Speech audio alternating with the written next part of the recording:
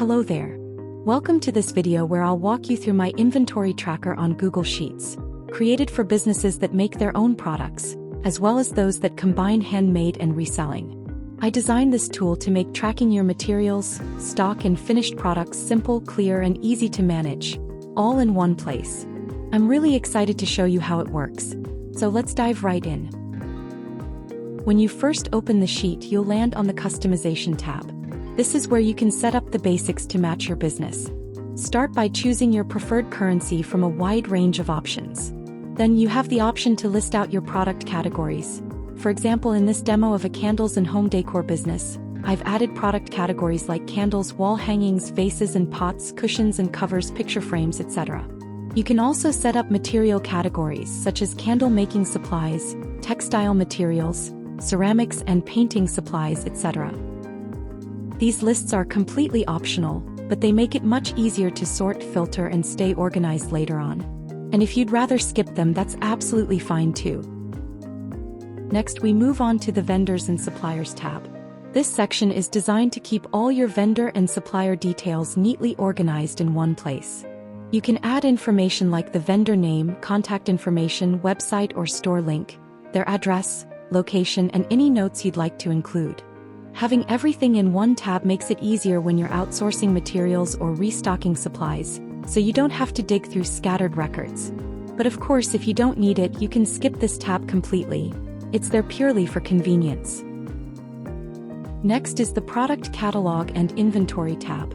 Here you'll enter all the products you sell in your business, whether they're handmade or for reselling. You can log them along with key details. You'll find columns for the product name. You can select the respective category from drop-downs if you'd like to group your products, and you can add internal SKUs or codes if you use them. There's also a status drop-down to mark products as active, inactive, or discontinued. For pricing, you can enter the total cost and the number of units made or acquired within that cost, and the sheet will automatically calculate the cost per unit. Similarly, once you enter the total price and the number of units covered by that price, it auto-calculates the price per unit and the profit per unit. These figures automatically feed into the dashboard later to give you inventory valuation and sales potential. If you'd rather not track cost and price, that's completely fine. You can simply hide those columns and still use the tracker without affecting anything else. Beyond pricing, you can record details like the measurement unit, which helps you stay consistent. You can also specify the starting stock and the minimum stock you always aim to have. The current stock updates automatically, and you'll see a stock status indicator that adjusts on its own if you are running on low stock or if you're out of stock. For convenience, there are optional columns for item location, supplier, and notes. This tab brings everything together so you can see your full catalog and stock levels at a glance, while the automation does the heavy lifting in the background. Now we come to the Materials and Supplies Inventory tab. This one is meant for all the raw materials and supplies you use in your business. Things that aren't sold directly, but are essential for creating or packaging your final products. The layout is very similar to the product catalog. You'll find columns for the item name, category, internal SKUs or code, status, cost details, and the measurement unit. You can also enter your starting stock and the minimum stock level, and the sheet will track your current stock automatically, along with a stock status indicator. For convenience, there are optional fields for item location, supplier, and notes. It's simply a clean and organized space to track the supplies that keep your business running smoothly. Now we move on to the Product Recipes tab, where you can store up to 200 product recipes, basically the formulas for your handmade items. This is where you save all the details once and then reuse them whenever you prepare a fresh batch. Here's how it works.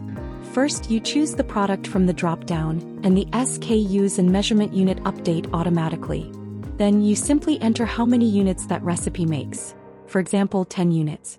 Next, you select the materials needed for that product and all the related details fill in automatically. You just enter the exact measurement required and that's it.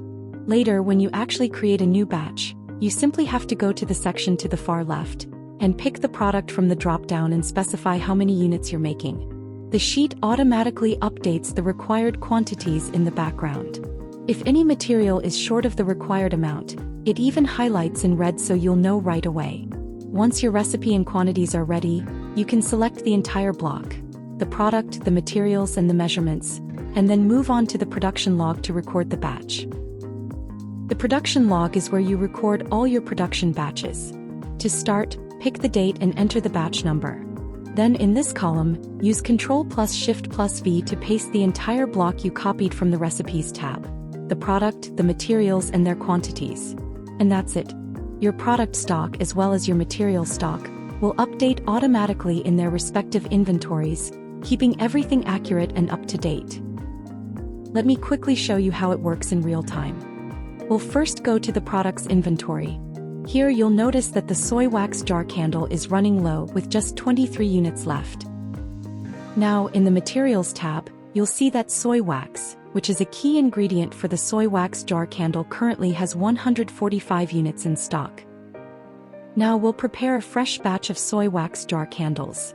In the Product Recipes tab, I'll set up a batch of 50 items. The sheet instantly shows all the materials and quantities needed for this batch. Once that's ready, we'll copy the entire block and paste it into the production log. Now we'll go back to the product's inventory.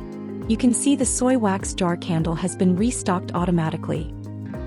If we switch to the Materials tab, you'll also notice that the soy wax stock has decreased, since it was a key ingredient in the production. So both your product inventory and material inventory update instantly in the background, without you having to calculate or adjust anything manually. Back in the production log, there's one more feature worth noting. At the top, you'll find built-in filters that let you quickly narrow down your records by date or batch.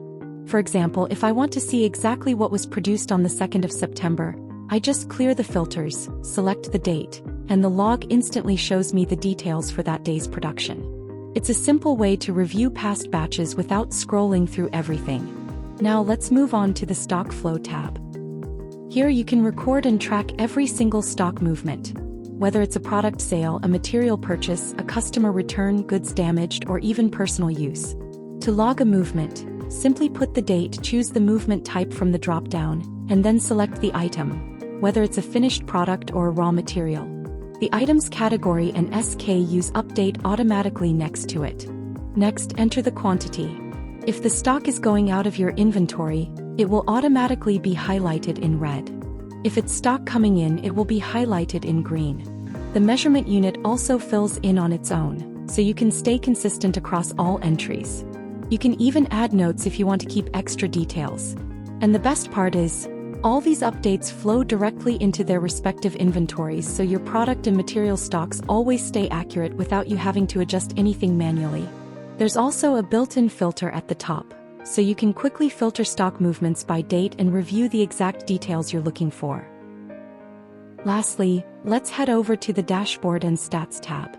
This tab is fully automated, so you instantly get a complete overview of your inventory without entering anything manually.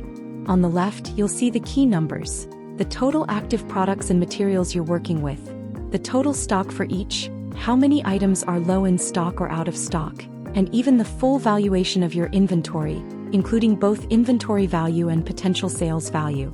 On the right, you'll find two interactive charts. One lets you view daily stats for any date range you pick, and the other shows annual data spread across 12 months for any year you choose. All you need to do is select the date range, then pick what you want to track from the drop-down, like sales, production, or purchases made. The chart instantly updates to reflect that data.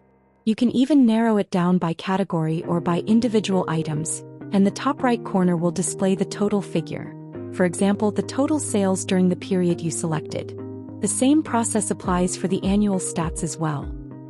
And that brings us to the end of the walkthrough. With this inventory tracker, you can keep your products, materials, recipes, production records, stock movements, and overall stats neatly organized. Whether you're running a purely handmade business or a mix of handmade and reselling. Feel free to check out this item in our online store by visiting the link in the description. Thank you so much for watching.